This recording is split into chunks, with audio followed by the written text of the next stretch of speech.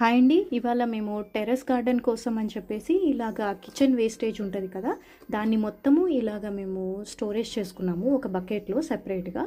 ఈ స్టోరేజ్ వచ్చేసి మాకు 15 to 20 డేస్ పట్టిందనమాట ఈ బకెట్ నింపడానికి.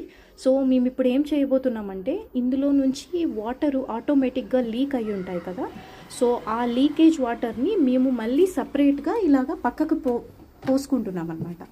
సో ఈ పోసుకున్న వాటర్ని మనము మళ్ళీ చెట్లకి వేసుకోవచ్చు. ఎలాగా అంటే, ఇదిగో మేము ఆల్రెడీ కొంచెం వంపేసాము, సో వీడియో కోసము మళ్ళీ ఇంకా మిగతా ఉన్నవి వంపుతున్నాం అనమాట.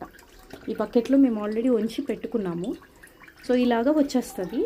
వచ్చిన తర్వాత ఇది ఇప్పుడు 1 లీటర్ అయింది అనుకోండి ఈ వాటరు.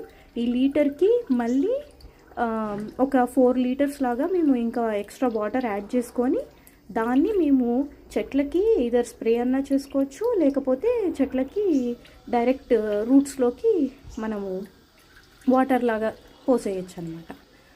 సో ఇది మేము వన్ ఆఫ్ ద ఆర్గానిక్ థింగ్గా మేము చేసుకుంటున్నాము మేము.